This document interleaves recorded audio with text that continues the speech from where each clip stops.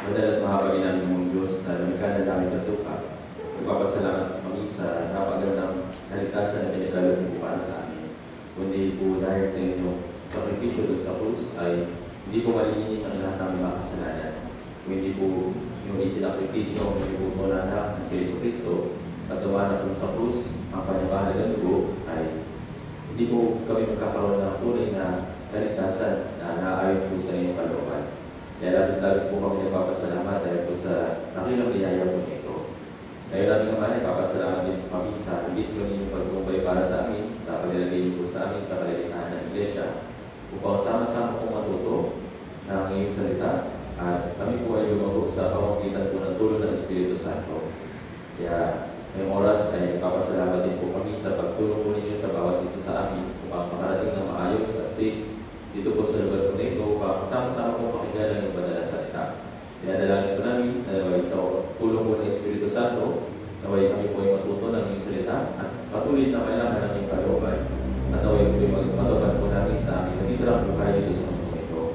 Kami naman ay kita po namin na patindi ng patindi ang kasama ng mundo ito at ang mga tanda ng katapusan ng panahon ay patuloy namin na ikita sa panahon po ngayon at sinasabi po nila sa amin na malapit na po kayo dumating.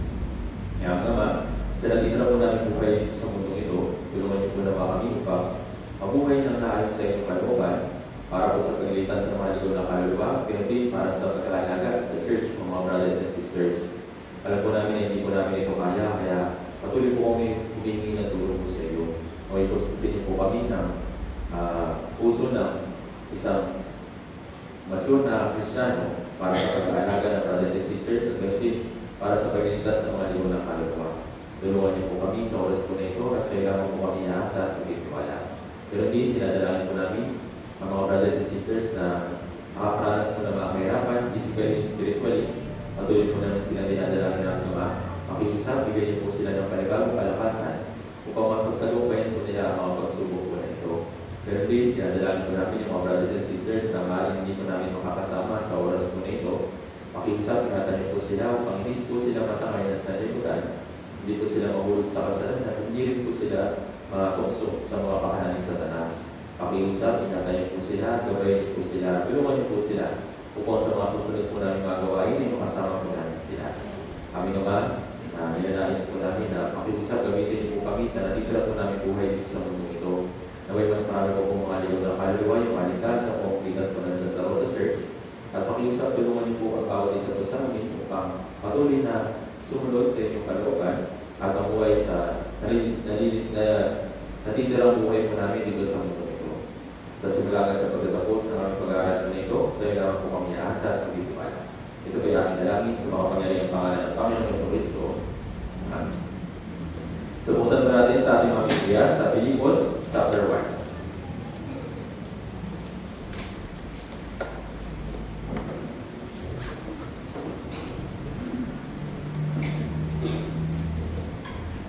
Babasahin po natin sa Filipos chapter 1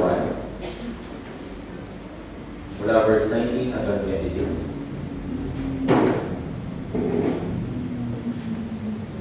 Filipos chapter 1 verse 19 hanggang 26.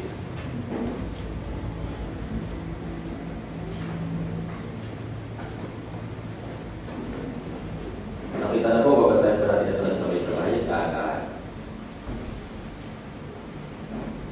so, Filipos chapter 1, verse 19 hanggang 26. Kung nakita na, sabay-sabay po natin basahin. 3, 2, 1. Sapagkat nalalaman ko na ang kainagnan ko, ito ay isang aking ikaliligtas sa pamamagitan ng iyong mga panalangin at sa saran ng tulong ng Espiritu Santo ni Jesus. Ayon sa aking lubos na inaasahan at pag-asa, na sa naman ay hindi ako mapapahirap, kundi sa buong kalapakan na gaya ng dati, kaya hindi naman ngayon ay dadakdahin si Kristo sa aking katawan, maging sa pamamagitan ng buhay o sa pamamagitan ng pamamatay. Sapagkat sa gana akin, ang mabuhay ay si Kristo at ang mamatay ay makinabang. Ngunit kung ako ay mabuhay sa laman, ito'y magiging maungang pagpapagal para sa akin. Ngunit hindi ko alam kung alin ang aking pipiliin.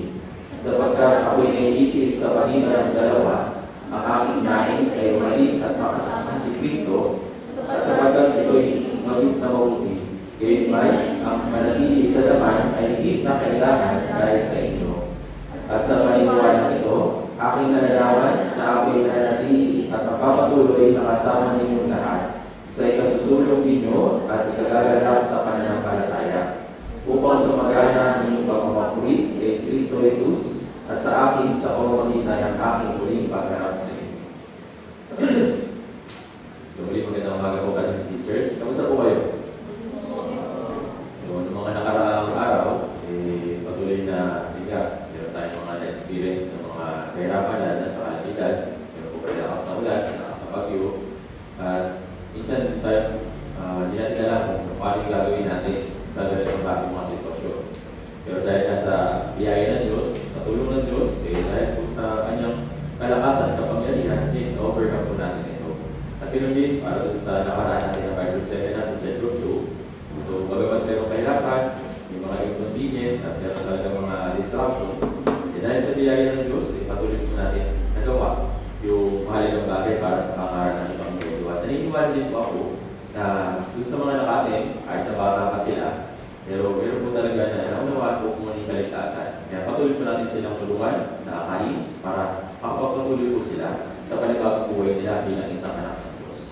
At tayo po ngayon, napakahalaga ng pag-aaral ng salita ng Diyos dahil kaya sinabi sa Biblia na tayo, bilang tao, yes, kailangan natin ng pagkain para sa ating katawan.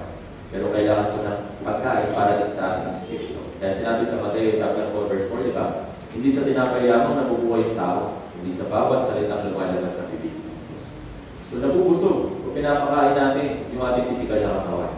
Pero higit pa doon, kailangan natin alalahanin din yung espiritu na iniligtas ng Diyos at nais ng Diyos na gamitin para po sa kanyang mahalagang kalooban.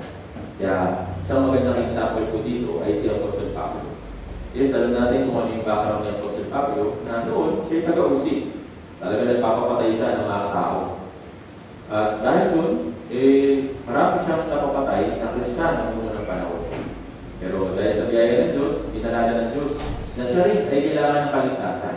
Kaya along the way, habang papunta siya dun sa mga tao na uusigin niya, ipapakulong niya na namagitan yung Diyos at nagpakita ng isang kapabalaghan para sa kanya. So dahil dun sa kapabalaghan na yun, nakilala ni Apostol Pablo, sino ba talaga yung Diyos na pinahiniwalaan ng mga taong pinapatay niya o yung mga Kristiyano. At dahil po dun, nagbago yung kanyang puso. Dahil siya ay nalikas, sa halip na balikan yung mga yung mga papatayin niya, pumunta siya sa iba't ibang mga lugar para bumuhay naman ng espiritu, bumuhay ng kaluluwa. So sa pamamagitan po ng evangelism, marami pong mga lingon na kaluluwa ay nalikas sa pamamagitan din ni Apostol Pablo. At hindi lang yun.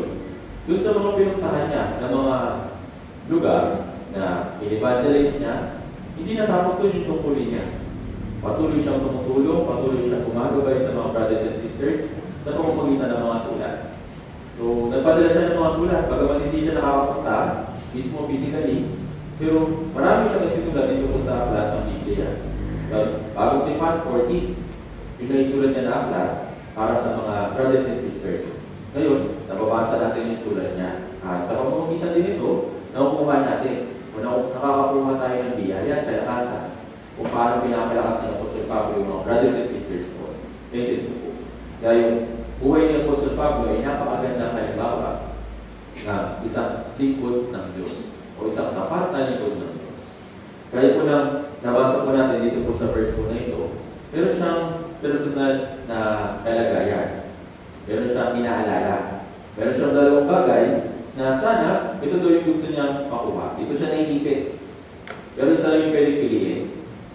Sabi sa verse 21, sapagkat sa ganang akin, ang mabuhay ay si Kristo at ang mamatay ay pakinabang. So ito po yung sabi niya. Okay sana kung ako'y babalik na kay Yesu Kristo. Makakasama ko siya ng pangwalang hanggan. Pero siyang binanggit dito po sa verse 23 hanggang 24. Basahin natin ng sabay-sabay. 3 to 1. Sapagkat ako'y naiipit sa pagitan ng dalawa, ang aking nais ay umalis at makasama si Kristo, sapagkat ako'y inunigit na mabuti Kaya ang panatili sa laman ay higit na kailangan kahit sa inyo. So meron siyang personal na kagustuhan. Ano po yung gusto niya? Sana makasama na niya si Jesus Christ soon. Pero ano po yung mas kailangan? Yung manatili pa siya sa laman para sa ikalalago ng mga brothers and sisters. Yes, ito po yung puso niya po sa Pablo. Actually, nung siya ay naligtas, pwede naman ang kunin kagad siya ng Diyos. Tama po ba? Mas mabuti yun. Pero bakit hindi pa siya kinuha? Kasi nga meron pang mission. Yung Diyos para sa kanya. Para saan? Para sa pangalan ng Ebanghelyo. Sa mga Israelita, ganoon din sa mga Hindi. Naintindihan mo? Katulad din sa atin. Pwede naman tayong kunin ng Diyos pagkatapos nating maligtas. Tama po ba? Pero bakit hindi niya tayo kinuha? Para din sa dalawang plano na ito. Ano po yun? Para sa pangalan ng Ebanghelyo. Pangalawa, para sa pag-aalaga ng brothers and sisters. Yun yung nakalagay sa Matthew chapter 28, verse 19 hanggang 20. Naintindihan po. Mas mabuti tayo na pumunta na sa Diyos pagkatapos sa ating maligtas. Tama po ba? Wala nang kahirapan, wala nang pagdurusa. Hindi na tayo mahihirapan, hindi na tayo maiipit sa dalawang mundo. Pero bakit kinahintulutan pa rin ng Diyos na tayo po ay maparin? O mabuhay pa tayo dito sa mundo nito. Dahil meron pa siyang nais na gawin sa pamamagitan natin. Ano po yun? Para sa pangalan ng Ebanghelyo at pag-aalaga sa mga brothers and sisters. Ayun yun po. Kung immediately, kung kaagad, kinuha ng Diyos yung mga tao na naligtas, after nilang maligtas, sino mangangaral ng Ebanghelyo? Sino po mag-aalaga sa mga brothers and sisters sa mga susunod na maliligtas? Wala. Kaya nga, pinahintulutan niya na mabuhay pa tayo dito sa mundo ito para sa dalawang misyon na ito. Naintindihan ko. Kasi Apostol Pablo, yes, bagamat meron siyang personal na kagustuhan na sana siya'y mamatay na at mapunta na sa langit. Pero ano po yung mas kailangan? Higit na kailangan dahil sa inyo. Ito po yung sinasabi. Sa madaling salita, si Apostol Pablo, hindi niya itinuring na mahalaga yung buhay niya, kundi itinuring niya mas mahalaga yung buhay ng iba. Naintindihan ko. Ito po yung puso ng tunay na naligtas. Para sa atin, bilang mga brothers and sisters, yes, meron din tayong ganitong klaseng puso. Natulungan yung ibang tao para sila maligtas. At kapag yung mga brothers and sisters namihina, yes, may puso din tayo na tumulong. Kahit na sa maliit na paraan lang. Naintindihan mo? Ngayon, meron po ba? Meron po ba ganitong klaseng puso? Or, kagaya niya po Sir Pablo, pusuin na rin natin na sana matapos na yung kahirapan ko dito sa mundo. Sana matapos na yung pagdurusa ko dito sa sanlibutan. Sa langit, mas maganda. Wala nang pagluha. Wala nang pagbabahid ng bills. Hindi ko naaalalahanin kung ano kakainin namin araw-araw. Pero ano po yung mas kailangan? Si Apostol Pablo na hindi pa siya sa binigay ng Diyos na time at buhay sa Kanya para sa mga brothers and sisters. Naintindihan ko. Yes, maganda na pumunta sa langit. Pero, ano po yung kailangan para kay Apostol Pablo? Yung kaligtasan ng mga tao na naghihintay sa kaligtasan na gusto niyang ipangaral. Naintindihan ko. So, yes, hindi po siya takot na mamatay. Hindi po niya sinasabi na sana, mabuhay pa ako na mas matagal para ma-enjoy ko pa yung buhay ko dito sa mundo. Hindi po. Hindi siya natatakot mamatay at hindi rin siya natatakot na mahiwalay kay Kristo. Sabi nga sa Biblia na mamagalingin pa niya po si Pablo na mapunta sa impyerno kaysa yung mga kamag-anak niya, kababayan niya ay mapunta pa sa impyerno. Naintindihan mo? Ito po yung puso ni Apostol Pablo para sa mga tao na naghihintay sa kanya. Kaya sabi niya, sapagkat sa ganang akin, ang mabuhay ay si Kristo at ang pamatay ay pakinabang. Yung mabuhay para kay Kristo, maganda. Ito po yung ikaluluwa natin bilang isang Kristiyano. Hindi lang natin dapat gustuhin ng mamatay para sa Diyos. Bakit hindi natin isipin na sana mabuhay muna ako para sa Diyos? Si Apostol Pablo, siya po yung pinakamagandang halimbawa na tao na ibinigay niya yung kanyang sarili para sa mga brothers and sisters, para sa mga tao na hindi pa naliligtas. Ngayon po. Ngayon, pag-isipan natin, paano ba nagkaroon si Apostol Pablo ng ganitong klaseng puso? Pusa ba itong nakarating sa kanya? Or ipinagkaloob ito ng Diyos para sa kanya? Kailangan po natin maunawaan ito. Si Apostol Pablo, yes. Matalino siya. Meron siyang mataas na status o social status ng time po na yun. Hindi siya basta-bastang tao lang. Pero nung siya ay naligtas, lahat ng mga status niya sa sanlibutan, lahat ng mga bagay na patungkol sa kanya noon, lahat yun nagbago. Lahat yun naglago. Lahat yun napalitan. Dahil yun. Si Apostol Pablo ngayon ay naging lingkod ng Diyos. Lingkod ni Kristo. At bilang lingkod ni Kristo, yes, ibinigay niyo yung kanyang buhay para sa Ebanghelyo. Kaya, si Apostol Pablo, nagkaroon ng ganitong klaseng buhay. Bagamat sa mata ng iba, is pagdurusa yung na-experience niya. Pero sa langit, napakalaking kadakilaan meron si Apostol Pablo. Ngayon, una, kaya nagkaroon ng ganitong klaseng puso si Apostol Pablo dahil yung Ebanghelyo para sa kanya ay sobrang dakila.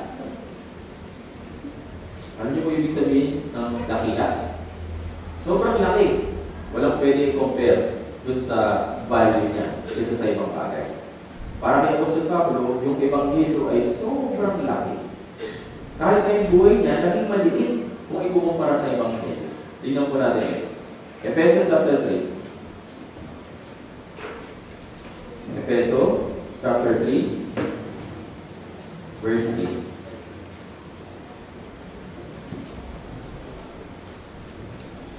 Tingnan po natin kung gaano po itinuring ni Apostol Pablo yung Ebanghelyo na natanggap po niya. Ephesians chapter 3, verse 8. Basahin natin na sabay-sabay. 3 to 1. Bagaman ako ang pinakahabang sa lahat ng mga banal, ang biyayang ito ay ibinigay sa akin upang ipangaral sa mga hingin ang mga di masukat na mga kayamanan ng Diyos. Pinagin niya, di ba? Ibinigay siya o ibinigay sa kanya yung biyaya na di masukat na kayamanan ni Kristo. Kung merong calculator na na-invento yung tao at pwede tayo mag-calculate ng iba't ibang value, pero yung value na Ebanghelyo ay kailanman hindi pwede matumbasan na kahit na namang talino dito sa mundo. Sabi dito, di masukat. Sobrang laki. Hindi na masukat. Ngayon, para po sa inyo, brothers and sisters, gaano po malaki yung Ebanghelyo? Gaano po kalakila yung Ebanghelyo para po sa inyo? Sabi nyo iba, yes, ipapasalamat ako sa Diyos dahil iniligtas niya ako. Hindi na ako pupunta sa impyerno. Yun lang ba? Yung nakapalo sa kaligtasan na ginawa sa atin ng Diyos? Parang hindi tayo mamatay sa impyerno o para saan sa impyerno, namatay siya para sa atin. Yun lang ba? Napakaraming mga nakapalo sa kaligtasan na ibinigay niya para sa atin. Yes, yung kaligtasan, kapatawaran ng ating mga kasalanan. At dahil doon, hindi na tayo mapupunta sa impyerno. At dahil din doon, dahil sa kaligtasan na pinanampalatayan natin, itinuring tayo ng Diyos na anak niya. Sa harapan niya, kailanman hindi tayo nagkasala. Sa harapan niya, tayo po'y magmamana ng langit. Sa harapan ng Diyos, kung tayo ay tunay na nanampalataya, ibinigay niya sa atin yung kanyang Espiritu sa pamamagitan ng Holy Spirit. Binibigyan tayo ng napakalaking pag-asa dito sa doon sa kanyang kaharian, doon sa langit. Kaya napakayaman po ng biyaya ng Diyos para sa akin. Hindi na masukat. Kaya para kay Apostol Pablo, sobrang dakila ng biyayang ito, hindi niya magawang itago. Hindi niya magawang isang tabi. Naintindihan po. Para sa kanya, sobrang dakila ito, kaya nga kailangan niyang sabihin. Naintindihan po. Kailangan niyang i-share. Kailangan niyang ipahayag sa mga ligaw na kaluluwa. Bakit? Napakalaki na tatanggap niya. Naintindihan po. Tayo nga minsan, may mga good news na natatanggap tayo, meron tayo na experience na magagandang bagay. Tama po ba? Is masaya tayo kapag sinishare. Tama po ba? Masaya po ba o hindi? Masaya. Parang hindi po kayo masaya. Is masaya tayo. Tama po ba? Ngayon, yung kaligtasan na na-receive mo, nagkaroon ka rin ba ng kasiyahan na kagaya nito? At nagkaroon ka rin ba ng pagnanais na i-share ito sa iba? Hindi na po natin ginagawa yung evangelism dahil sinabi sa atin. Ginagawa po natin yun kasi sobrang dakila. Kailanman hindi natin matago-tago. Thank you, Bill. Kung para sa iyo ay napakadakilan ng kaligtasan, yes, naturally, lalabas na lang sa akin yung pagbahagi sa iyo. Pero kung kabaligtaran, kung iniisip ko ay maliit lang naman yung kaligtasan o isang bahagi lang ng buhay mo dito sa mundong ito, check mo maigi yung sarili mo. Kung para sa iyo, ito na yung pinakamagandang regalo na wala nang ibang makakatumbas, is karapat-dapat ng na ito ay ibahagi sa mga ligaw na kaluluwa sa paligid mo na.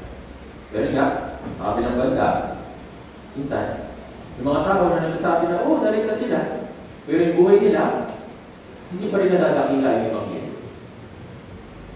Parang mali pa rin yung tingin nila sa Ebanghelyo. Okay, naligtas ako. Ano naman? Napatawad ako sa kasalanan ko, o di okay. Na parang ganun lang yung tingin nila sa Ebanghelyo na binigay ni Yesu Cristo. Kung maliit lang yung gospel, hindi na kailangan gumawa ni Yesu Cristo, mapapako siya sa krus, hindi na kailangan yun. Sabihin na lang niya, makapangyarihan yung kanyang salita, di ba? Pero bakit sa Ebanghelyo, nagawa niyang ibigay yung kanyang sarili para lang mapako sa krus, lumanak yung lahat ng dugo, bugbugin, laitin, saktan, para lang iligtas yung isang makasalanan. Kung para sa Diyos, napakahalaga mo. Pero din si Apostol Pablo, napakahalaga ng ibang tao para sa kanya. Kaya yung Ebanghelyo, sa buhay niya, ito po yung ginawa niya. Hindi lang niya itinuring kung kanyang buhay na mahalaga para magawa lang niya kung ano yung ministry na tinanggap niya sa Panginoon Yesu Cristo. Tignan natin ito. Gawa chapter 20. Gawa chapter 20, verse 24.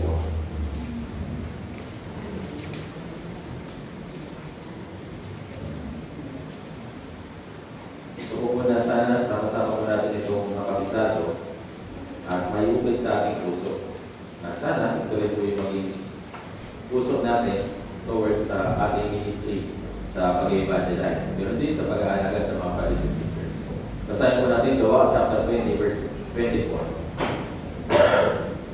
Basahin natin na sabay-sabay, 3 to 1. Ngunit, hindi ko itinuturing na ang buhay na mahalaga sa aking sarili. Kung pangalaman ko lamang ang aking natungkulan at ang ministeryo tinanggap ko sa Panginoong Hesus na magpatotoo sa magandang balita ng biyaya ng Diyos. Yung buhay ng isang tao ay mahalaga. Tama po ba? Kaya nga, nagbibigay Diyos ng mga bagay na kailangan natin physically, nagbibigay siya ng mga bagay na kailangan natin materially. Kasi nga ito yung mahalaga. Dahil din lang po. Si Apostol Pablo, yes, mahalaga rin yung buhay niya. Physically, materially. Pero, anong sabi niya? Hindi niya itinuturing yung kanyang buhay na mahalaga. Bakit? Bakit daw niya hindi itinuturing yung buhay niya na mahalaga? Kasi pero mas mahalaga. Ano yun? Yung ministeryo yung tinanggap niya sa Panginoong Jesucristo na mapahayag ng biyaya ng Diyos. Kaya yung pagustuhan niya, yung karapatan niya, lahat ng itinatangkilik niya o lahat ng meron siya, lahat yun baliwala sa harapan ng Ebanghelyo. Ano po na naging puso ni Apostol Pablo. Ang sabi sa Galatia chapter 2, verse 20, yung buhay na ikinabubuhay niya ngayon, hindi na para sa kanyang sarili, hindi para sa Diyos. Kasi sobrang laki ng biyaya na natanggap niya. Thank you. Last time, may Bible seminar po si Evangelist Jan. Ipinahayag po doon na kung gaano kalaki yung Ebanghelyo. At sa pamumugitan nun, maraming mga tao na nakapakinig. At tinanong niya, tayo, di ba? Na kung bibigyan ka ng 100, sabi natin, 1 billion. Magtatrabaho ako ba?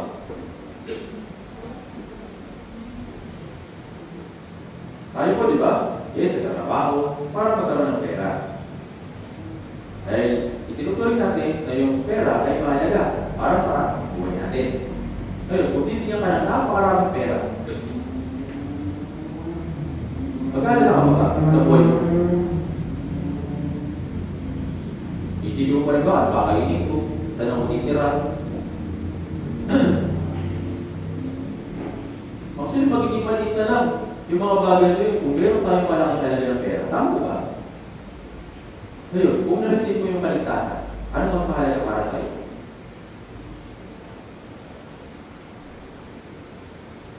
Kung na-receive mo yung dakilang kaligtasan na di masukat, ano mas mahalaga para sa iyo? Tandaan natin na yung dakilang kaligtasan na ibinigay sa atin ay hindi na masukat. Sobrang laki nito. Nagbibilang ko. Naniniwala ko ba kayo na sobrang laki ng kaligtasan na binigay sa inyo ng Diyos? Yes, parang naniniwala tayo. Pero para sa buhay, gaano ba ito pinapakita? Yes, parang sa isip natin, dakila yung kaligtasan. Pero sa buhay, na ipapakita mo ito. Kaya kailangan natin pag-isipan yung ating sarili. Kung dakila para sa atin, yung Ebanghelyo, yes, naturally, lalabas ito sa atin. Naturally, lalabas sa atin yung pagsasakripisyo. Naturally, lalabas na sa atin yung mayroong puso na pag-i-evangelize. Naintindihan po. Kasi sobrang dakila ng kaligtasan na natanggap po natin. Kahit na mismo si Apostol Pablo, please, ibinigay niya yung kanyang sarili. Bigyan mo pa niya sa kalimbawa. Romans chapter 9.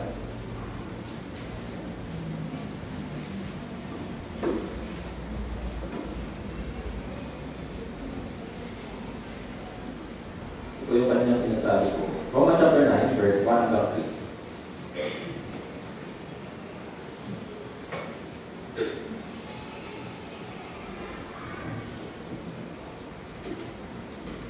Romans chapter 9, verse 1 hanggang 3. Basahin po natin ang sabay-sabay. 3 to 1. Sinasabi ko ang katotohanan na natin Kristo, hindi ako nagsisinungaling. Ito ay pinatotohanan ng aking tugi sa pamamagitan ng Espiritu Santo, na mayroon akong malaking kalungkutan at walang tigil na kirot sa aking puso, sapagkat mabagaling ko pa ako ay sumpain at mawalay kay Kristo, alang-alang sa aking mga kapatid, ng aking mga kamag-anak. Ano po nararamdaman ni Apostol Pablo? Meron siyang malaking kirot, malaking kalungkutan at walang tigil na kirot sa kanyang puso. Bakit ka? Kasi hindi pa naliligtas yung mga kababayan niya, yung mga Israelita. At yung mga kababayan niya, kahit na kababayan niya, sila pa yung umuusig kay Apostol Pablo. Sila pa yung tumatanggi kay Apostol Pablo dun sa pinapangalan ni Apostol Pablo ng kaligtasan. Kaya masakit ito para kay Apostol Pablo. Ngayon, ano pong sabi niya? Mamagaling ko pang sumpain at mawalay kay Kristo. Sabihin, gugustuhin pa niya na mapunta sa impyerno para lang maligtas yung mga kababayan. Natanggap niya na yung dakilang kaligtasan. Okay? Pero para sa kanya, sana, kung pwede, na yung kaligtasan ko, ipagpalit na lang sa kaligtasan o para sa kaligtasan ng ibang tao. Ako na lang yung mapunta sa impyerno. Pero yung mga kamag-anak ko, kababayan ko, sila na lang yung mapunta sa langit. Ito po yung puso ng Apostol Pablo. Hindi niya lang tinuturing na yung buhay niya mahalaga, kahit sa katawan at kahit na sa espiritu niya. Okay na sa kanya na mapunta sa impyerno kaysa yung kamag-anak niya, kababayan niya mapunta sa impyerno. Tayo po, brothers and sisters. Kung bibigyan po kayo ng pagkakataon na ganito, ipagpapalit natin yung kaligtasan natin sa kaligtasan ng ibang tao. Bilis po ang ibigay. Siya na lang, di mapunta sa langit, tapos tayo na lang yung puksain sa impyerno. Okay lang po ba? Kung bibigyan tayo ng option. Kaso hindi binibigay sa atin yun eh. Anong binibigay sa atin? Tulungan natin sila para maligtas. Kaya binibigyan pa tayo ng Diyos ng pagkakataon para hindi yun mapa sa atin. Naiintindihan po. Kaya binigyan pa niya ng Diyos, binigyan pa ng Diyos si Apostol Pablo ng higit pa at mas mahabang panahon para mas marami pa siyang masin o maligtas. Hindi naman niya lahat na naligtas. Pero binigyan siya ng pagkakataon ng Diyos na mas marami pang maligtas. Naiintindihan po. Para kay Apostol Pablo, yes. Hindi niya itinuring yung kanyang buhay na mahalaga. Physically at kahit spiritually. Naiintindihan po. Tayo po, di ba? Minsan, nahihirapan pa tayo para sa mga bagay sa sanlibutan. Pero pagdating sa pag-evangelize, nagawa niyo na rin po mga mahirapan. Nagawa niyo rin po ba na isuko yung buhay ninyo? Yes, may mga nakita akong brothers and sisters na talagang willingly binibigyan nila yung kanilang buhay para sa Ebanghelyo, para sa kaligtasan ng ibang brothers, kaligtasan ng kanilang family members. Pero paano naman po yung iba? Ano pa rin po yung tinuturing nyo na mahalaga? Kung para sa iyo, yung dakilang kaligtasan ay dakila talaga, is gawin natin yung ating mga kaya. Pagtulungan natin na sila yung maligtas. Kasi kung hindi, mapupunta ka sa langit, sila yung mapupunta sa inferno. Pangwalang ng ganyan. Naiintindihan mo. Kaya kung para sa atin, dakila yung kaligtasan, is gawin natin yung mga kaya. Sa pangalimbawa, Gawa chapter 14. Gawa chapter 14. Asal po tayo pati. Gawa chapter 14, verse 19 hanggang 28. Dito po sa lugar po na ito, sa Iconio, ipinangaral din ni Apostol Pablo yung Ebanghelyo hanggang sa Listra. Gawa chapter 14, verse 19 hanggang 28.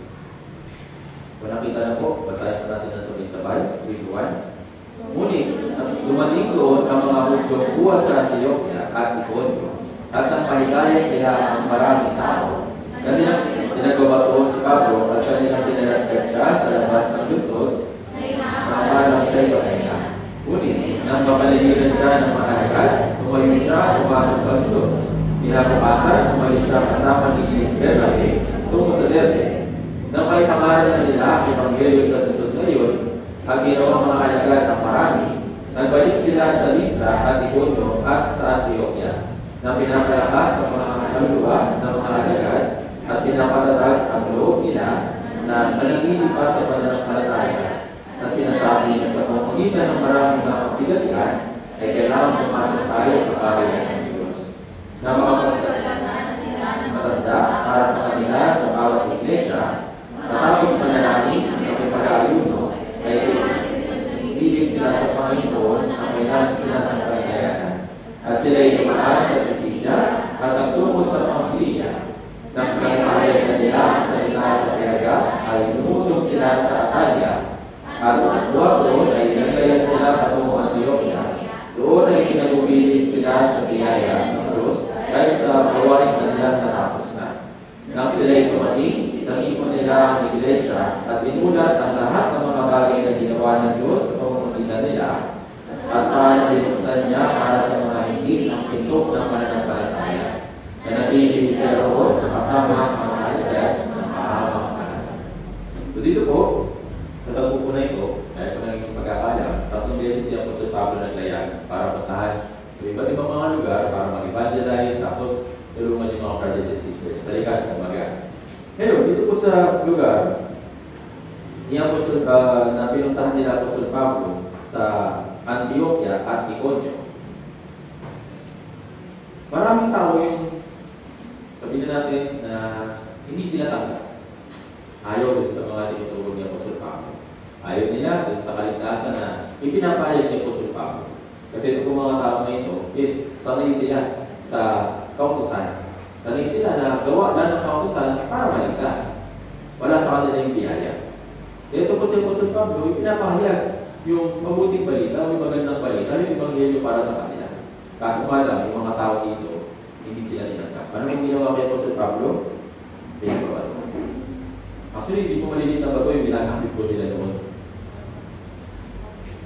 Yung bato na kaya pumatay ng tao, yun po yung pinagbabato nila sa mga tao ng time na yun. Pero, na-experience niya Apostol Pablo dito at halos patay na siya. Pero ano pong ginawa niya? Ano pong ginawa niya? Nung umalis sila, kasama si Bernabe at patungo sa Derbe, sa verse 21, nang may pangalan nila ang Ebanghelyo sa lungsod na iyon, ay ang ginawang mga alagad ang marami. Nagbalik sila sa Listra at Iconio sa Antioquia. So, tanda natin ha. Sa Antioquia, siya pinagbabato. Doon sa mga taga-Antioquia, yung bumato sa kanya. Pero sa verse 21, sino po binalikan niya? Yung mga tao bumabato sa kanya. Ngayon po, Parang kay Apostol Pablo, yes, kahit naman yung katawan niya, mawasak, kahit yung katawan niya, sabihin natin, talagang masira. Pero handa rin siyang balikan yung mga tao na umusik sa kanya para sila ay maligtas.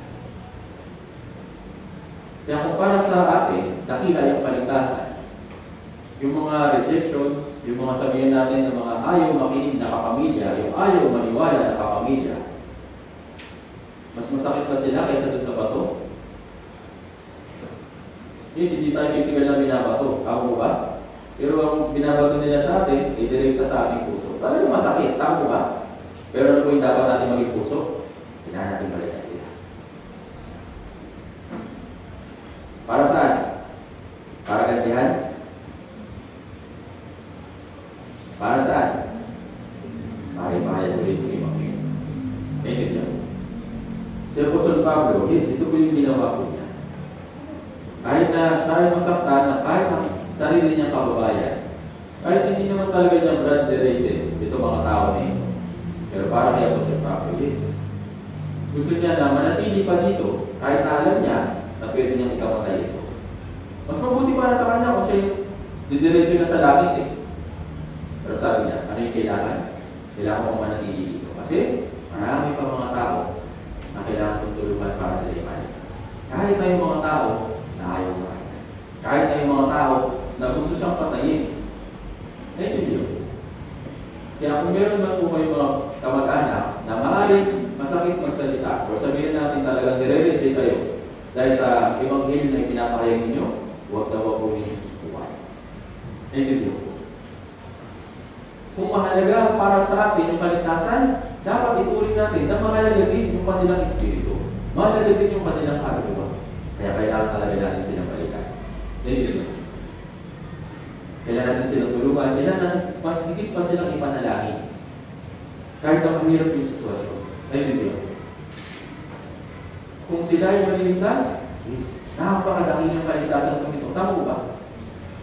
Kung tayo nga, nagsiselebrate kapag mayroong isang family member na naliligtas, huwag mo pa kaya sa langit. Sabi sa Lucas chapter 15, di ba? Isang kaluluwa pa lang, nagdiriwang na yung langit. May party. May kasiyahan. May dakilang kasiyahan. Tama ba? Kaya, ito yung isa sa mahalagang bagay na kailangan natin yung manupahan. Sa pag-evangelize this, palagi natin isipin na hindi ito magiging madali. Pero, gagawin pa rin natin. Hindi naman pinangako sa atin ng Diyos na magiging smooth yung evangelism. Tama po ba? Ano yung pinangako niya? Ano po yung pinangako niya? Sasamahan niya tayo palagi. Naiintindihan mo? Wala pong ipinangako yung Diyos na magiging maayos kapag nag-i-evangelize tayo. Lahat talaga magiging mahirap. Pero isa lang po yung pinangako niya sa atin. Sasamahan kita. Ito po yung napakahalagang bagay na kailangan natin maunawaan. Kung gaano palaki at dakila yung kaligtasan para saan, ito rin din natin ang dakila at mahalaga yung ibang video para ito yung pangalan natin sa ibang tao. Naiintindihan po. Kaya ito po si Apostol Pablo, hindi lang siya basta bumalik doon sa mga tao na bumabato sa kanya. Tinulungan pa rin niya na may pangaral yung ebanghelyo sa kanya. At ano pong sabi dito, ibinalita niya ito doon sa mga brothers and sisters sa iglesia. Sabi sa verse 27. At sabi dito, at kung paano binuksan niya para sa mga hindi ang pinto ng pananampalataya. Ito sa pamamagitan ng testimony ni Apostol Pablo na bagamat ako'y pinagbabato sa Antioquia, ng mga taga-Antioquia, sa lugar na yun, talagang mahirap yung sitwasyon namin. Pero nagpapasalamat ako sa Diyos kasi pinuksan ng Diyos yung pinto ng pananampalataya para sa mga hindi. Ito po isang magandang motivation para mas higit pa tayo mag-evangelize. Bakit? Sino po nagbubukas ng pinto ng evangelism? Kaya napakahalaga para sa atin na panampalataya na sa tuwing tayo nag-evangelize, kasama natin yung Diyos. Siya yung nagbubukas ang puso ng mga tao na nakikinig sa evangelism, nakikinig sa Bible seminar. Hindi po tayo. Hindi mo nabubuksan yung puso ng mga tao dahil magagaling yung preacher o magaganda yung visuals, magaganda yung evidence. Nabubuksan po yung puso nila dahil sa tulong po ng Diyos. Ngayon yun.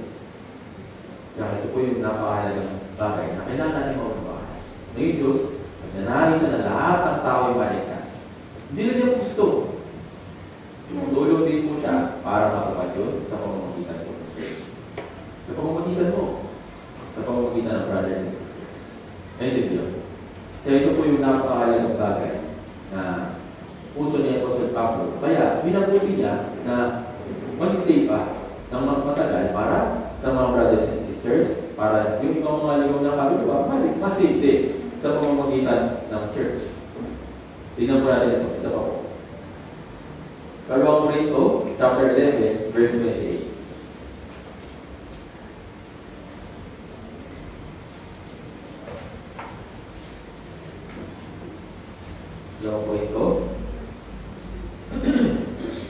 Chapter 11, verse 28.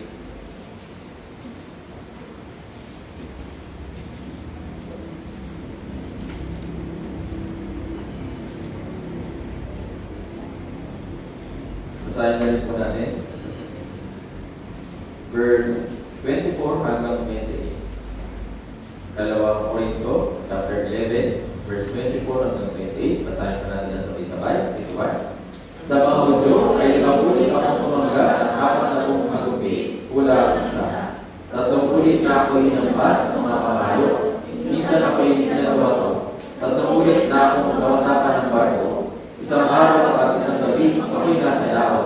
Nasa madalas sa paglalakbay, nasa panganib sa mga ilog, panganib sa mga magnanakaw, panganib sa aking mga kababayan, panganib sa mga hindi, panganib sa lusod, panganib sa mga ilang, panganib sa dagat, panganib kasama ng mga buhay na kapatid, sa pagpapagal at hirap, sa mga pagkulat, sa gutom at uhaw, madalas na walang makain, giniginaw at umbay. Bukod sa mga bagay na nasa labas, ako'y araw-araw na nabibigatan sa alalahanin para sa pangalaman. Pero physical, nakahirapan siya po sa mga. So, binanggit dito. Pero ano po yung isa pa sa kabigatang pinadala niya? Ano po yung isa pa na inaalala niya? Yung mga brothers and sisters. Sabi dito, ako'y araw-araw na nabibigatan sa alalahanin para sa mga para kanino daw? Para sa iba. Ngayon, kung dakila para sa atin yung kaligtasan, is dapat natin itong ipangalan. Kung dakila din para sa atin yung gawain ng church, is kailangan din muna tayo magkaroon ng ganitong klaseng alalahanin. Meron po ba kayo ganitong klaseng alalahanin na inaalala yung mga brothers and sisters? Kung wala, set ko yung kanyang sarili. Ang mga na inaalala ko lang, kung anong susuting ko, may mamasali ba ako, pero yung brothers and sisters, hindi mo iniisip kung makakatin sila o hindi.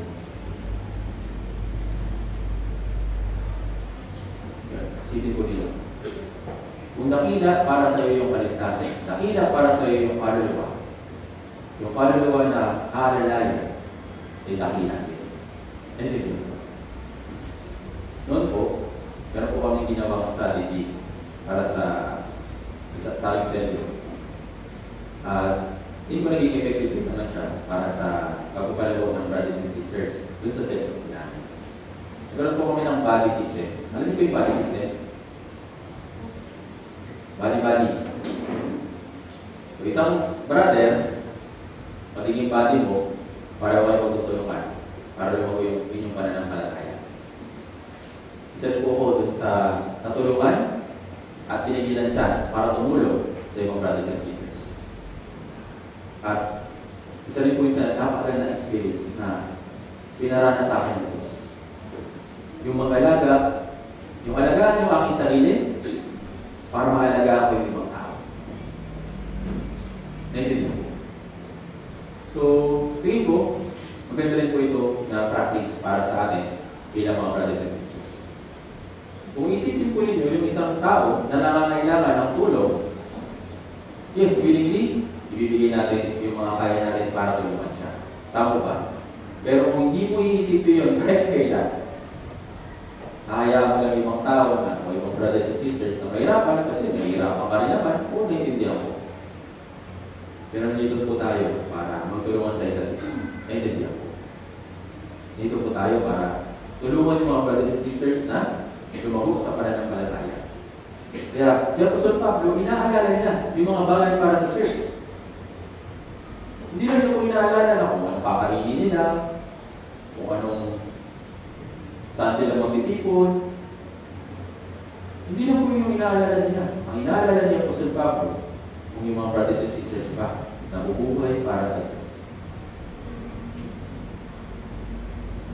Inaalala niya yung church. Yes, bonus na lang yung mga bagay sa physical na inaalala natin.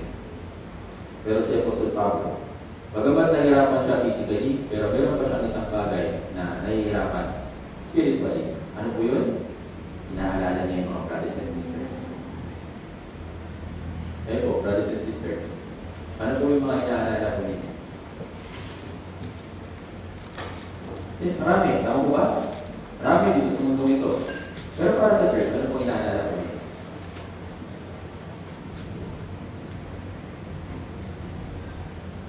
Naalala mo yung sister na ayaw mong makita dito sa church? Yun po ba? Yung mga brothers and sisters na hindi mo masundo, yun mo yung naalala mo. Kaya isipin mo kung ano yung dapat na inaalala mo para sa brothers and sisters. Kung mahina yung kanilang pananampalataya, hayaan na lang ba natin? Tulungan na natin sila. Encourage natin sila. Ngayon ito.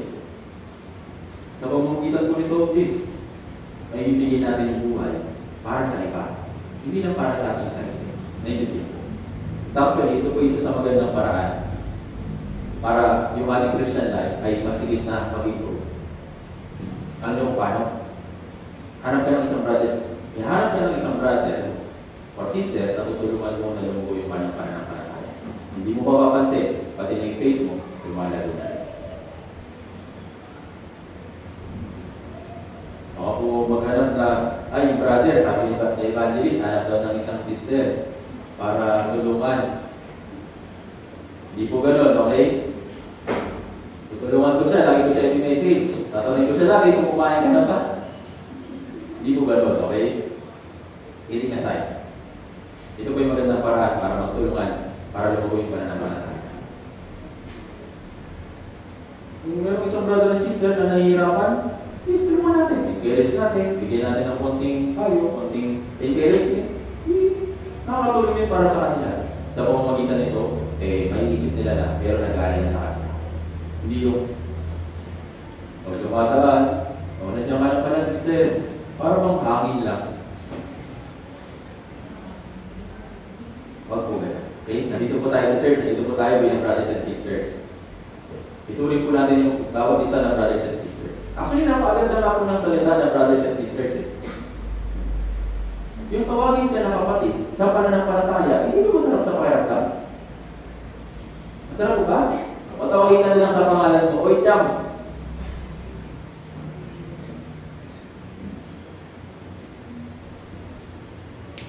Okay lang po ba?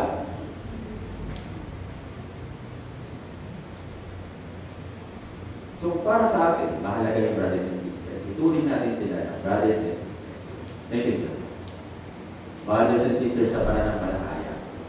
Alalahanin natin sila, tulungan natin sila, at ipanalangin natin sila para sila rin ay lumago sa kanilang pananampalataya. Gaya niya po sa Pablo. Hindi niyo po. Nag-aalala siya para sa church. Nag-aalala siya para sa brothers and sisters. Kung yung pananampalataya ba nila lumago, kung yung pananampalataya ba nila, nahihirapan. Kaya gumawa siya ng iba't ibang paraan para ma-encourage yung brothers and sisters. Kaya marami siya nasulat na aklat. Sinulat niya ito para ipadala sa mga brothers and sisters na hindi niya mapuntahan.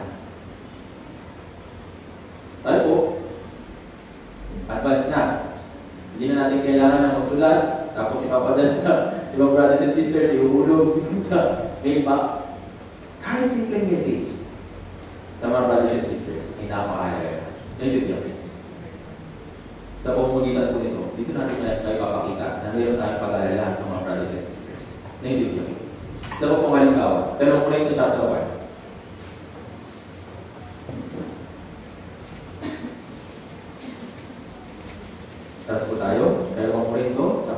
verse 5. Kaya rin po si Apostol Pablo, pinambuti na mag-stay pa sa buhay niya dito sa mundo dahil meron po siya isang bagay na natatanggap dahil sa pagtulong niya sa mga brothers and sisters. 2 Corinthians chapter 1, verse 5.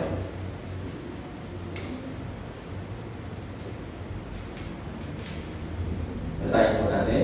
2 Corinthians chapter 1, verse 5. Basahin natin sabay-sabay. 3 to 1. Sapagkat kung paano sumasagana sa akin ang mga pagtutusan ni Kristo, sa pamamagitan ni Kristo ay sumasagana din sa akin ang kaliwan.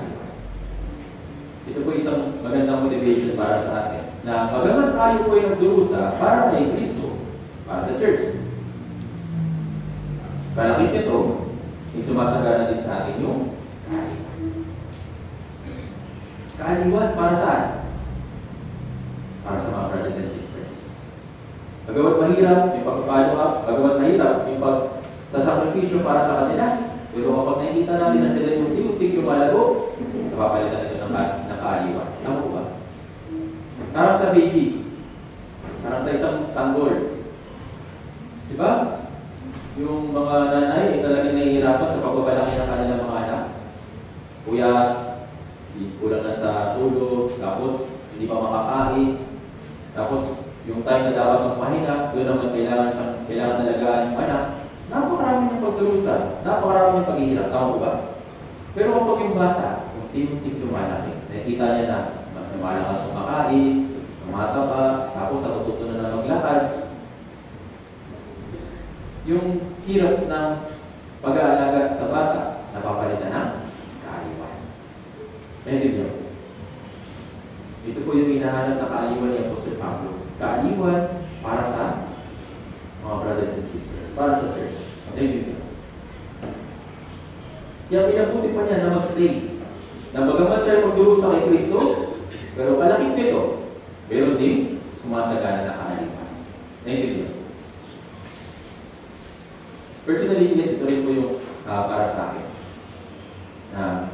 Sumasagana sa akin yung kaaliwan kapag nakikita ko yung mga brothers and sisters na hindi naman. Pero kapag sa mga brothers and sisters na kailangan pa na instruction, kailangan pa ng encouragement, yes, nandito po yung mga pagtutusan. Pero kapag sila yung lumalago, yes, ito po yung tuloy na kaaliwan. Tama po ba? Brothers and sisters, nakikinig pa po kayo? Alam ko po, mahirap po yung sitwasyon ngayon, bakit nakakot po kayo. Mamaya yung mga panigilin yung tumatagos sa akin.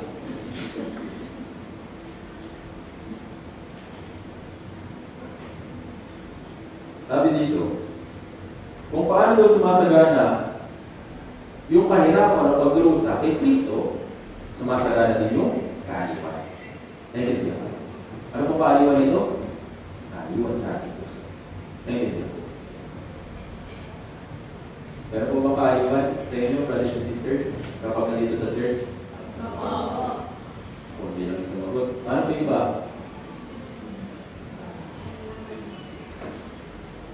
Kaaliwan o kapigalian? Kaaliwan. Okay. Kalakip na pagdurusa, may kaaliwan. Naiintindihan ko. Sa pag-aalaga sa mga brothers and sisters, yes, mahirap po ito. Pero, kapag unti-unti silang lumalago sa pananampalataya, yes, sila rin po ay magiging kaaliwan natin. At nakikita po ninyo, kapag sila, pinag-eres nyo, pinulungan nyo na lumago, tapos dumating yung time na sila naman yung gagamitin ng Diyos para sa evangelism o para sa pag-aalaga na mas marami pang mga brothers and sisters, sigurado, magiging kaaliwan natin ito. Hindi dito. Sa pamamagitan po ng encouragement, yes, makukuha po natin yung kaaliwan po nito sa ating mga puso. Isa pa, unang Thessalonica, chapter 2.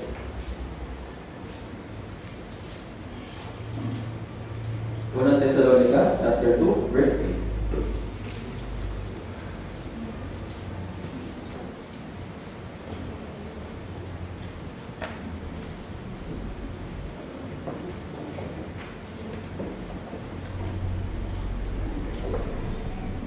Basahin po natin. Unang Thessalonica, chapter 2, verse 8. Basahin po natin ang sabay-sabay. 3, 2, 1. Dahil ba siya'y nagmamalasakit kami sa inyo, ipinasya namin kayo'y bahaginan, hindi lamang ng Ebanghelyo ng Diyos, kundi pati ng aming mga sariling kaluluwa, sapagkat kayo'y nagmamalasakit. So, hindi lang po nagdurusa si Apostol Pablo para sa kanila, kundi ibinigay din niya, pati yung kanyang sariling kaluluwa. Dahil saan? Dahil sa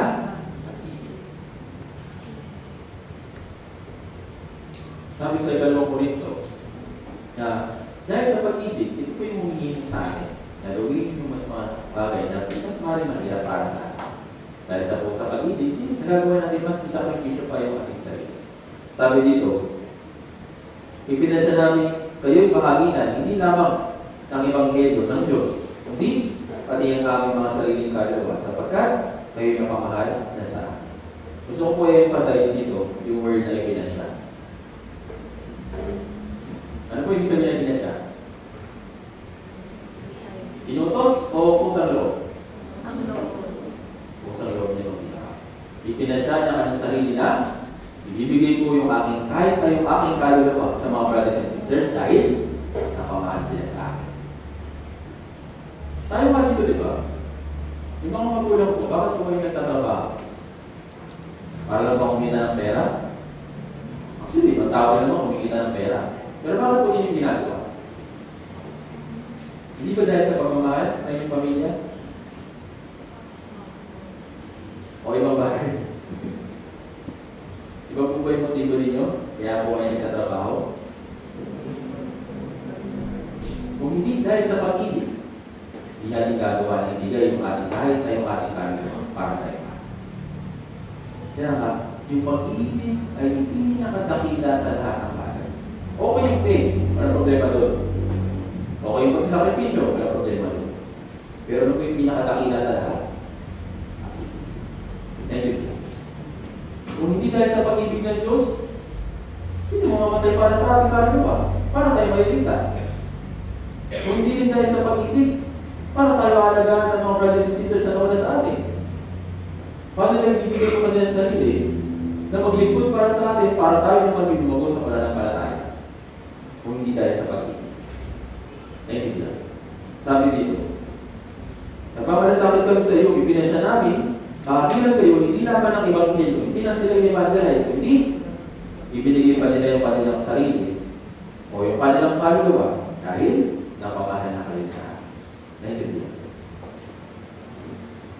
Kaya, ito po yung isang pagpapasya sa bawat isa po sa atin. Kung ikaw ay magpapasya na ibigay yung iyong sarili o yung kaluluwa para sa Ebanghelyo, ikilos ng Diyos. Pero kung hindi mo ibibigay yung sarili mong kaluluwa, lahat ng meron ka para sa isang kaluluwa, hindi mo ikilos ng Diyos. Naintindihan? Si Apostol Pablo, yes, naging dakila siya. Hindi dahil magaling siya magsalita. Hindi dahil kilala siya o sikat siya. Isa sa bagay na nagpadakila kay Apostol Pablo, yung buhay niya, hindi niya itinuring na mahalaga. Kaya siya naging dakila. Sabi sa Mateo, kung sino man yung gusto maging isang pinuno, or sabihin natin, maging isang mataas, dakila, anong kailangan niya gawin? Kailangan niya po maging maligid. Naintindihan? Kaya nga, si Apostol Pablo, naging maliwalhati yung kanyang pamumuhay dahil sa pag-ibig. Una, hindi niya tinuring yung buhay niya na mahalaga para sa kanyang sarili. Ibinigay niya yung kanyang sarili para sa mga brothers and sisters dahil sa pagmamalasakit sa kanila. Nagawa niya yun dahil sa pag-ibig. Naintindihan? May tatlong bagay po nito ay napakahalaga para sa atin. Para magawa natin yung nais ng Diyos o yung kalooban ng Diyos para sa ating Christian life. Naintindihan? Kung hindi dahil sa pag-ibig, magiging walang kabuluhan yung mga bagay na ginagawa natin. Naintindihan? Kaya, last time, napag-aralan ko natin, diba? Gawin lahat ng may pag-ibig. Pagsusundo, pag-aasikaso, pagluluto, pag-encourage sa mga brothers and sisters, lahat ay gawin sa may pag-ibig. Naiintindihan. Kung gagawin lang natin ito at walang pag-ibig, ano po sabi sa Biblia? Tingnan natin. Unang Korinto chapter 30.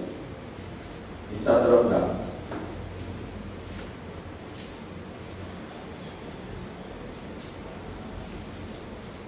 Basahin po natin mula verse 1 hanggang 3.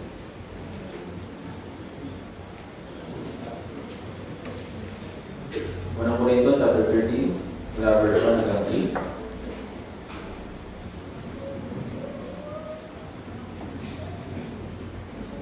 Basahin po natin ang sabay-sabay. Kung nakita na po. Unang Korinto chapter 13, mula verse 1 hanggang 3. Basahin natin ang sabay-sabay. 3 to 1. Ako ay sasalita ng mga wika ng mga tao at ng mga anghel, Subalit wala akong pag-ibig. Ako'y nagiging sa pag-ibig ng kopya o patigaw ng mani mo Ama. At kung mayroon akong palihog ng propesiya, at unawaan ko ang lahat ng mga hiwaga at ang lahat ng mga kaalaman, at kung mayroon akong buong pananampalataya upang mapalipat ko ang mga buo, ngunit wala akong pag-ibig, ako'y walang pagmulahan. At kung ibibigay ko lahat ng aking kaligayahan, at kung ibigay ko ang aking katawan upang sumugin, subalit walang pag-ibig, wala akong mapapangalaman. ano po punto natin dito? Gawin lahat ng may pag-ibig. Kasi kung wala, kahit marami ka pang ginagawa, kahit ibigay mo pa yung sarili mo, kahit ibigay mo pa yung resources mo, kung walang pag-ibig, walang makuha. Naintindihan mo? Halimbawa, sa isang atleta. Sa isang athlete, kasi kita natin may mga training sila, di ba? Pero bukod sa training nila, physically, meron pong isang bagay na tinitrain sa kanila. Alam niyo po kung ano? Yung kanila.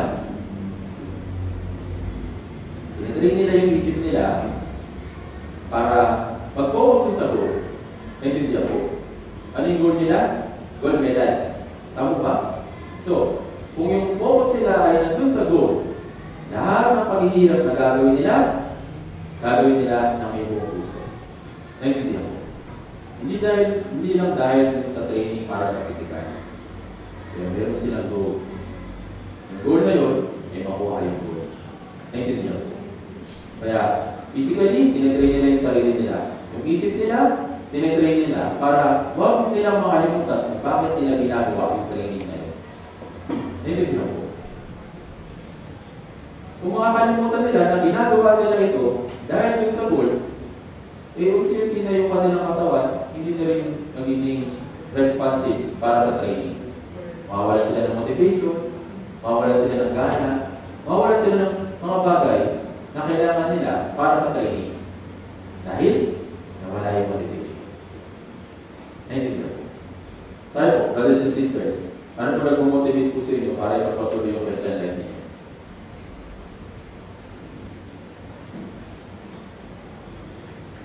Dahil ba sa tao?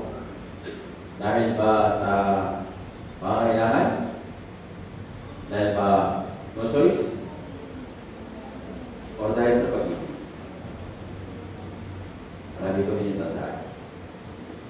Sa pamamagitan ng pag-ibig ni Kristo, ito yung humihingi sa akin na gawin yung mga bagay-bagay. Sabi dito, kung ipamigay ko, verse 8, kung ipamigay ko ang lahat ng aking haring-haringan at kung ibigay ko ang aking katawan upang sunugin, subalit ko lang pag-ibig, ano pa kinapang nun? Binigay mo yung sarili mo, binigay mo yung resources mo, pero kung walang pag-ibig, ano pa kinapang nun? Nagiging makabuluhan lang yung isang bagay dahil sa pag-ibig. Ayun ito. Yung sakripisyo, encouragement sa mga brothers and sisters, nagiging makabuluhan dahil sa pag-ibig. Naintindihan po. Ayaw nga, di ba? Kahit namin sa mga physical na ginagawa natin, pansin po ninyo kapag walang pag-ibig yung isang brothers and sisters at ginagawa niyo isang bagay, alam niyo kung paano po natin malalaman? Madilim yung mukha niya. Para bang napipilitan. Na para bang, kailangan ko gawin kasi wala nang gumagawa eh. Mali po ba? Mali po yun. Okay? Marami pwedeng gumawa. Okay? Natapon ninyo ha? Marami pwedeng gumawa. Pero pinili ko, na ako yung sa loob. Naintindihan ko. Ipiliin ko na ako yung isa sa gagawa. Hindi yung gagawin ko kasi wala namang gumagawa. Naintindihan ko.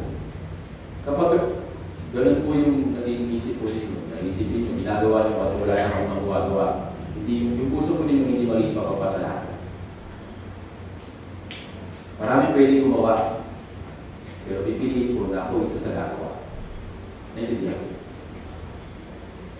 Kaya, yung puso natin, kapag ganito, is magiging mapagpasalamat. Kahit na walang tumulong, kahit na walang ibang gumawa, pero dahil ginagawa mo ito, kasi pinili mo na ikaw yung gagawa, ipinasya mo sa iyong puso, magiging mapagpasalamat ng puso. Naintindihan ko. Kaya tayo, bilang mga nalingkod ni Kristo, is napakahalaga ng pag-ibig para sa atin. Napakahalaga na kahit na mahirap yung sitwasyon, kahit yung pagsimusan, dahil mahal natin yung Diyos at mahal natin yung brothers and sisters, bibili natin yung ating sarili, binibig. Kaya Apostol Pablo, ano sabi kanina? Hindi na siya yan.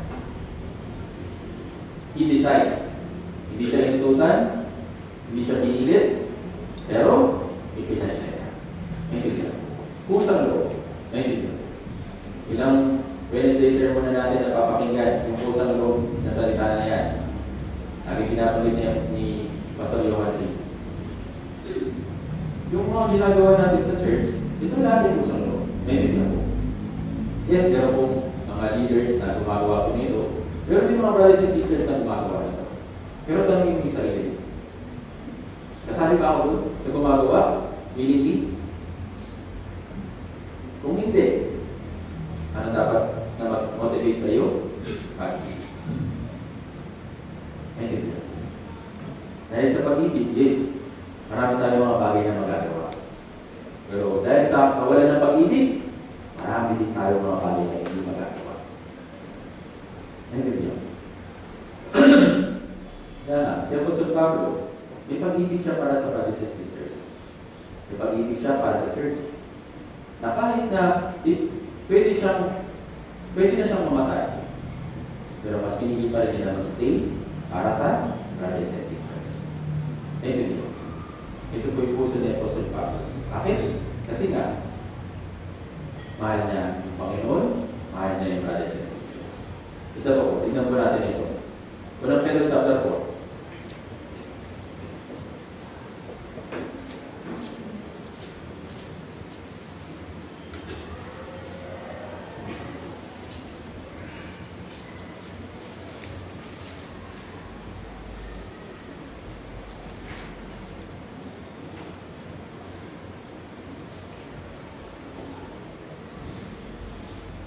Unang Pedro chapter 4, verse 1 hanggang 3.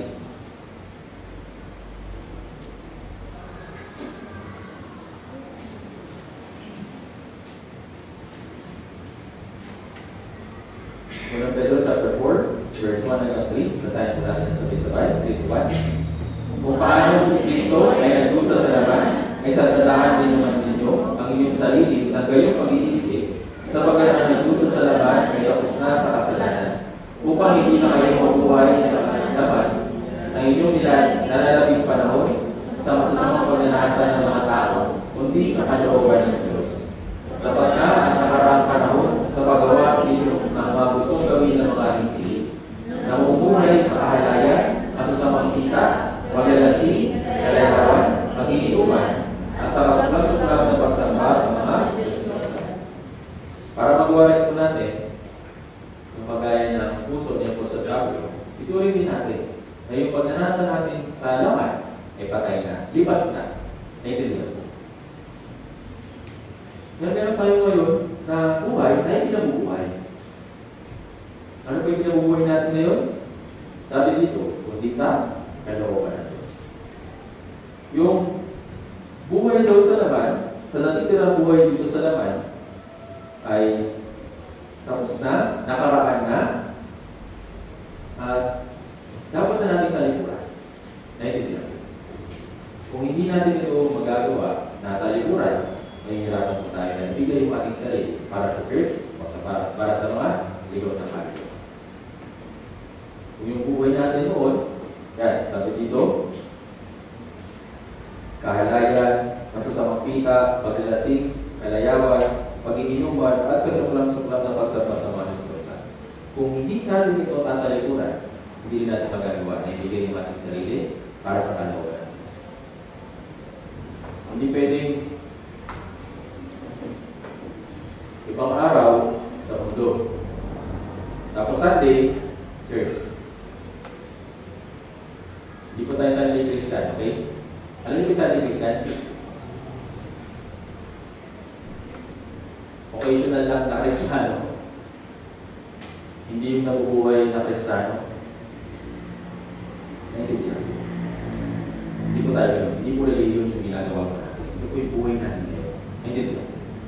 Tayo na naligtas, yung lumang bagay, lumipas na. Lahat ay nalipa. Meron tayong bagong ginagawa. Ano yun? Para sa pagliligtas ng mga ligaw na kaluluwa, para sa mga brothers and sisters. Naintindihan po. Basahin natin yung verse 6. Sapagkat ito ang dahilan kung bakit ang Ebanghelyo ay pinangaral maging sa makapatay, upang bagaman sila ay patulad sa laban, kagaya ng mga tao ay mabubuhay sila sa Espiritu. Patulad sa ano ito dahilan kung bakit ipinangaral yung Ebanghelyo? Kasi yung mga tao na naligtas, iniwan nila yung dati nilang pamumuhay. Iniwan nila yung kahalayan, masasamang pita, paglalasing, kalayawan, pag-iinom, kasuklam-suklam ng pagsama sa Diyos. Kasi yan, nabuhay para sa kalooban ng Diyos. Yun yung dahilan kung bakit hanggang ngayon ay papangaral pa rin yung magandang balita. Yun yung dahilan kung bakit hanggang ngayon marami pa rin yung mga naliligtas.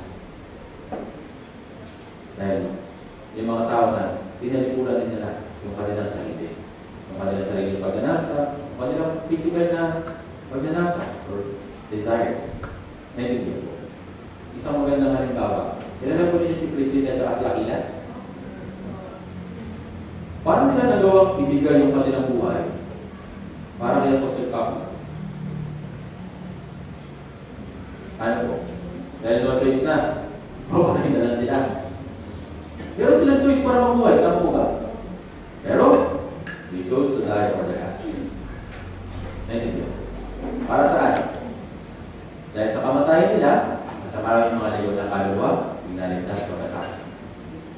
Maraming mga naging martiro para sa Ebanghelyo. Naintindihan? Kaya hanggang ngayon, patuloy na yung pinapangaral yung Ebanghelyo. Dahil yung mga tao na willingly, dahil silang ibigay sa kanilang sarili, talikuran, yung mga masasamang pagdanasa na noon, ginagawa ko. Naintindihan? Gawa tayo po, brothers and sisters, sinatitira po natin buhay dito sa mundo ito. Kahit na mas madali para sa atin na papunta na sa langit, kahit na mas gugustuhin pa natin na mamatay, kahit na ngayon, pero marami pa po tayong mga ligaw na kalit, marami pa tayong kailangan gawin para sa Ebanghelyo. Tsaka na muna natin isipin yung mamatay. Isipin muna natin, ako, wala ngayon, o buhay para sa Diyos. Ayun ito. Sana ito po yung maging panibawag natin yung New Year's resolution next year. Ilang araw na lang, magtatapos na yung 2025. Marami tayong mga bagay na pagkakamali ngayong taon. Mga kawalangan, mga hindi magandang nagawa. Nalimuran na natin yun. Then, move forward ulit. Kung mag-iista ka pa rin sa mga bagay na nagawa mo sa iyo, kamalian mo, at hindi ka magpupupon, mahirapan ka. Hindi ba? Tandaan natin, yung Diyos, siya yung Diyos ng chances. Hindi ba po? Sa mga tao na ginamit ng Diyos dito po sa Biblia, meron ba sa umpisa okay na kagad? Lahat sila bumagsak, tama po ba? Si Pedro, 3 beses na ikinalita si Yesu Cristo. Sabi niya, mabubuhay ako para sa Diyos, hindi kita iiwan. Pero doon sa bingit ng kapahamakan, na hinuli na si Jesus Christ, ano ginawa ni Apostol Pedro? Inakuin na. Pero, sinaway ba siya ng Diyos? Ikaw, nakita kita. Nagsong beses mo ang ikinailan. Sinaway ba siya ng gano'n? Hindi. Ano po yung pinakita ng Diyos para sa kanya? Binigyan siya ng pagkain. Binigyan siya ng almusal. John chapter 21, ipinagluto ni Jesus Christ yung mga alagad ng isang meal. Hindi niya sinaway si Apostol Pedro dahil sa ginawa niya pagkakamali. Naintindihan po. Pero ano po yung inutos sa kanya? Ngayon, kung minamahal mo talaga ako, makalinin mo yung aking tawad. Gawin mo ito, gawin mo ito, gawin mo ito. At itong beses din, na niremind ni Jesus Christ kung paano dapat makuhay si Apostol Pedro. Kasi Apostol Pedro, ibinigay niya yung kanyang buhay para sa Ebanghelyo. Meron din si Apostol Pablo. Meron din si Haring David. Meron din si Abraham. Meron din si Joseph. Meron din si Jacob. Meron din si Isaac. Wala pong perfectong Kristiyano sa umpisa. Lahat meron pinagdadaanan. Lahat meron pagbagsak. Lahat meron mga kamalian. Pero hindi na yung mahalaga. Ano ba yung mahalaga? Kung paano pa magtatapos. Kung pipiliin mo na magtapos yung Christian mo ng may kadakilaan, is sama-sama natin gawin. Pero kung gustuin mo na lang, okay na po, hintayin mo na lang mamatay ako. Sayang. Actually, hindi ko po alam kung naiintindihan nyo, pero ano po ang gusto i-share? Na maraming tao dito sa mundo na gusto pang mabuhay. Siguro para ma-enjoy yung kanilang sarili, ma-enjoy yung mga bagay na dito sa mundo ito, pero hindi lahat ang ibigay ng pagkakataon. Tama ba? Gusto nila mabuhay pa, pero binigay ng Diyos, ito lang, hangganan lang, naiintindihan. Pero paano po kaya tayo? Ibibigay tayo ng Diyos sa mas maraming pagkakataon, mas maraming oras, mas maraming resources. Paano natin gagamitin? Kaya palagi natin tandaan na kung tayo ay magpapasya sa ating puso na mamamatay para sa Diyos, ibigyan tayo ng mas maraming pagkakataon para mabuhay para sa atin. Naintindihan? Kaya yung mga nagsasabi na wala silang time, kaya sabihin natin, kulang yung time nila, oras nila. Actually, hindi po kulang yung time. Lahat tayo, pantay-pantay na binigay ng Diyos ng 24 hours. Dito na nagkakakalo kung paano kung minamanage. Naintindihan? Kaya, yung buhay natin na binigay sa atin, gagamitin natin para sa Ebanghelyo, para sa mga brothers and sisters, ibigyan pa tayo ng Diyos sa mas maraming araw, mas maraming buwan, mas maraming resources para mabuhay sa iba. Naintindihan? Kaya hanggang ngayon, marami pa rin mga brothers and sisters na ibinigay yung kanilang buhay para sa Diyos. Hanggang ngayon, hindi pa rin naman sila kinukuha. Sa halimbawa, si Pastor Ewan rin, pwede naman na siya, di ba? Hindi naman sa gusto ko, okay? Pwede naman na eh. Dahil sapat na yung pagpapagal niya para sa Ebanghelyo. Pero bakit hindi pa siya kinukuha? Lagi niya sinasabi, gusto pa niya mabuhay para sa Ebanghelyo. Kaya kahit gano'n na yung kalagayan niya, kahit na mahirap na, kahit na hindi na kaya ng kanyang katawan, binibigyan pa siya ng Diyos ng higit ng pagkakataon para makapag-evangelize. Naintindihan mo? Kaya para sa atin, kagaya niya po sa Pablo, na pagkamat yung puso natin, gusto na matapos na yung kahirapan, gusto na makarating na sa langit para wala na tayong problema, pero mas pinili niya na manatili pa dahil ito yung kailangan. Naintindihan? Kaya tayo po bilang mga brothers and sisters, sana, please, magkaroon din po tayo ng itong klaseng puso na hindi mabuhay para pa sa ating sarili, alalahanin yung ibang tao, at palagi gawin yung lahat ng bagay na may pag-ibig. Kung gagawin natin ito, is mas bibigyan pa tayo ng Diyos na mas maraming pagkakataon para gumawa para sa kanyang kalooban. Sinisigurado ko sa inyo. Gusto po ninyo mabuhay para sa Panginoon, kung gagawin po ninyo ito, bibigyan pa kayo ng Diyos na mas maraming araw para gumawa para sa kanyang kalooban. Pero kung sabi ng banda, kung ayaw na po ninyo, nasa sa inyo po yan. Pero sa pamamagitan po ng pamumuhay para sa Diyos, dito po tayo nakakapagod na mas maraming datingan. Mas maraming biyaya. Mas maraming mga bagay na pwedeng enjoy ito sa langit. Sa langit po, bagamat hindi pa natin, kung malabo pa natin nakikita, yung value ng mga bagay na valuable dito, doon, magiging kapaligtaran yung malaya. Dito po sa mundo, yes, yung mga bagay na valuable, tama po ba? Sabi natin, mga alahas, pera, gano'n. Pero pagdating sa langit, gano'n pa rin ba yung halaga nun?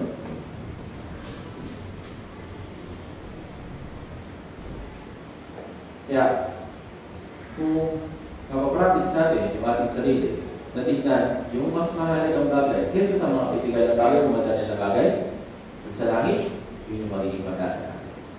Naintindihan po. Kung yung pag-asa natin, ay biyaya dun sa langit, gagawin natin yung mga kaya natin para gumawa, para sa pag-iipon ng biyaya para sa langit.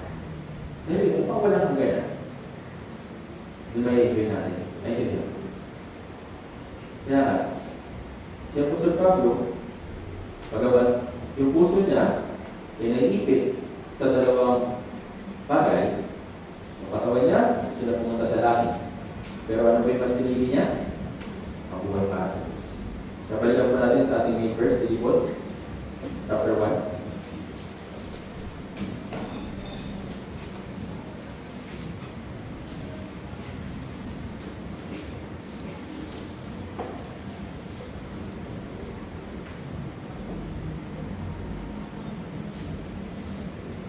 Basahin natin mula verse 24 hanggang 26. Basahin natin ang sabay-sabay. Ngayon ay manatili sa laman ay hindi kakayahan dahil sa inyo.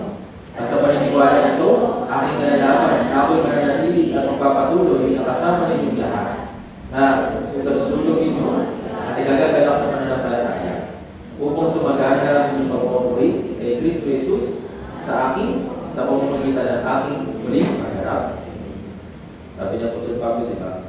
At sa paniniwala ito, aking nalalaman na kayo'y mananatili at magpapatuloy na kasama ninyo. Sino? Sino yung kasama niya? Hindi po binanggit. Pero, lahat ng mga brothers and sisters na meron nila itong kaisipan. Sila magpapatuloy, makakasama niya po sa Pablo hanggang sa yung pananampalataya ng mga brothers and sisters ay sumulong or tumaas or lumago. Then, sumagana na yung pagmamapuri kay Kristo Jesus. Naintindihan mo? Kaya sa pamagitan ng buhay po nila, yes, ito rin po yung bawat isa po sa atin ay mag-practice natin. Kaya na siya ni Apostol Pablo, maging-tulad ninyo ako, paano ako kay Kristo. Si Kristo, yes, siya po yung pinakamagandang example para sa atin. Kaya si Apostol Pablo, siya rin po yung sumunod dun sa lakad na yun, at tayo po yung mga nasa likod. Nawa, bawat isa po sa atin, ay magawa rin po natin yung mga bagay na ito para sa ikalala po ng church, ikalala po ng mga brothers and sisters, at maraming pang malikaw na kalagawa na malikas. Dahil po natin po ang nalala. Banal at mahawag namin ng Diyos, nagpapasalamat po kami ulit sa dakilang kaligtasan na pinagkalagay po para sa amin. Kung hindi po dahil sa dakilang kaligtasan na ito, ay wala po kaming pag-asa na makakapasok din sa inyong panginoon. Kaya makiusap, tulungan po kami na mabuhay para sa Panginoon, para sa mga ligaw ng kaluluwa sa paligid po namin, at meron din sa paglago ng pananampalataya ng brothers and sisters. Wala po namin na kami rin na ikulang pa sa kakayahan, karunungan at mga kaalaman. Kaya pakiusap, turuan po ninyo nawa kami, palaguin po nawa kami, at masigit po kami turuan sa pamamagitan po ng Espiritu Santo, upang kami po ay maging ganap nasa sapa pang lubos sa lahat ng mga mabuti. So, ilang po kami inaasa at magkikimala. Maraming salamat po. Hindi, nagpapasalamat po namin yung natapos na 7-2, Bible Seminar. Patuloy po ninyo kami tinutulungan sa pagdawat sa mga Bible seminar. Dinadalain po namin na sa kapalapit namin na Grand Bible Seminar sa December 1 ng 5. Ang ilusang tulungan niyo po yung bawat isa sa amin upang makapaganda para sa pagliligtas ng mga ligaw na kaluluwa na sa paligid po namin. Mga kamag-anak, kaibigan at mga kapitbahay, tulungan niyo po nawa upang mahipo yung kanilang puso sa pamamagitan po ng invitasyon ay pinibigay po namin. Tulungan niyo po kami sa